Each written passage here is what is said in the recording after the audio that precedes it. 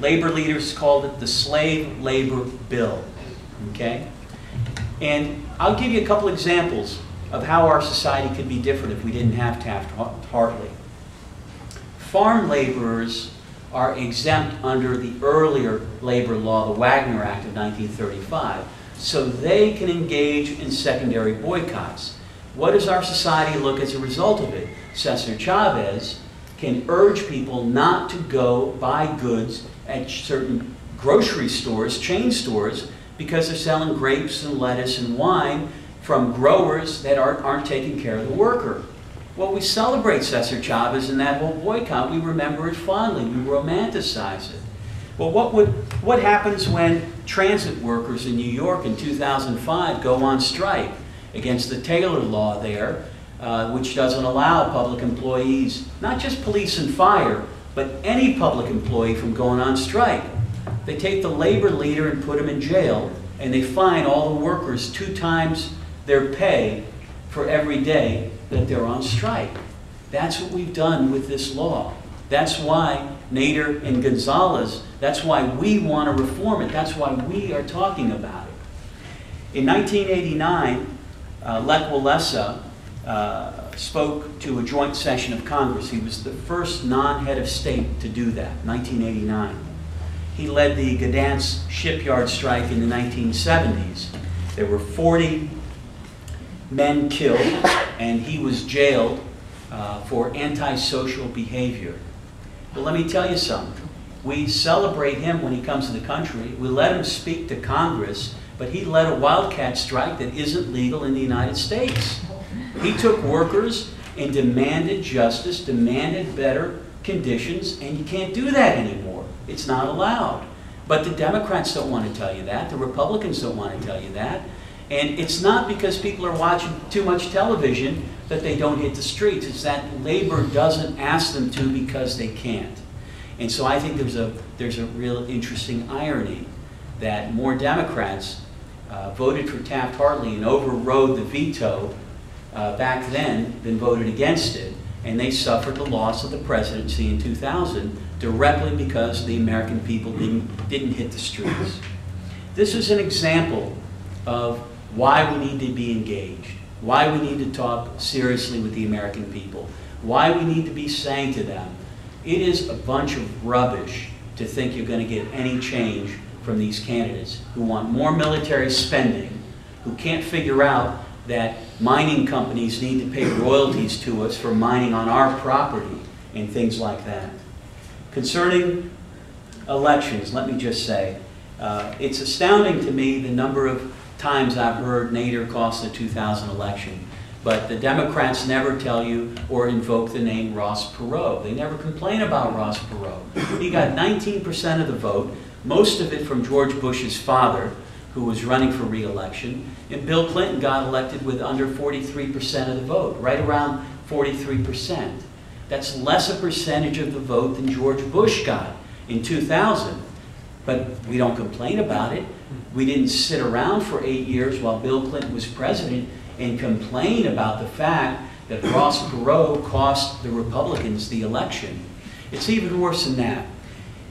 There are 4 U.S. senators currently serving, including your own Maria Cantwell, and the leader of the Senate, Harry Reid, who won their seats because libertarians and natural law candidates spoiled it for the Republicans.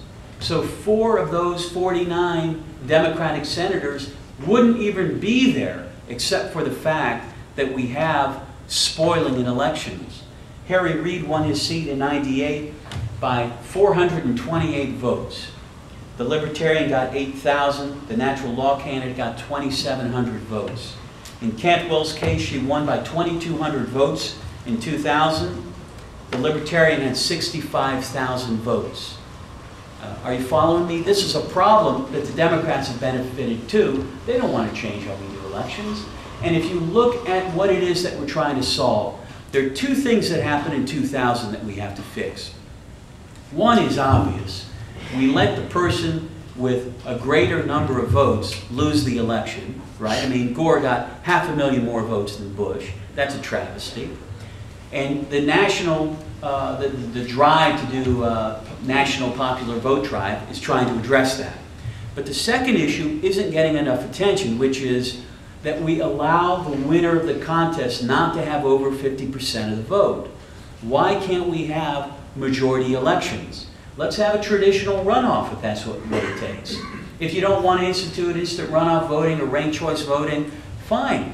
Bring people back a month later, have them vote against, so we have a majority winner. Neither Gore nor Bush won a majority of the vote in Florida in 2000.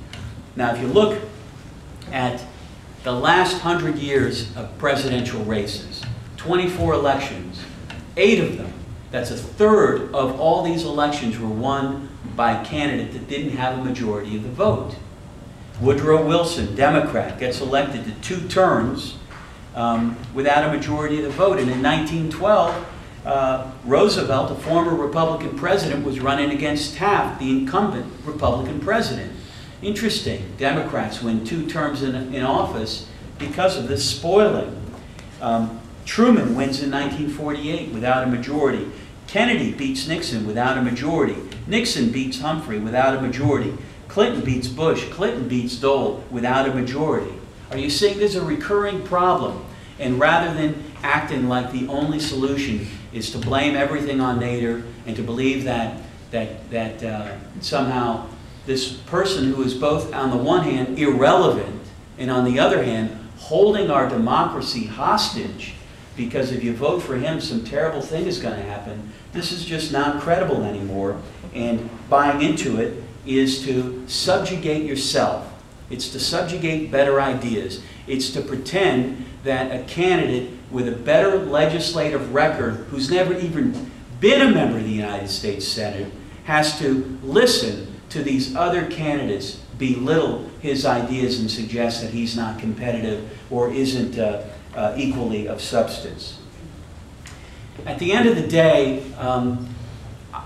everybody's free to vote for whoever they want. And one of the things I've been trying to say is I have said, vote your conscience. You want to vote for Clinton, you want to vote for Obama, you want to vote for McCain, go ahead. I don't want McCain to win. I certainly don't want McCain to be president. I don't want Obama or Clinton to be president either. I subscribe to the theory that the progressives have to have a litmus test and shore up our support for fundamental ideas. So in my litmus test, if you vote for the Patriot Act, you never get my vote again. You support the death penalty. You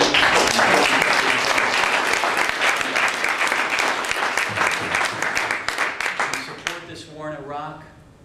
You support it. You support it by voting for war appropriations. You don't get my vote.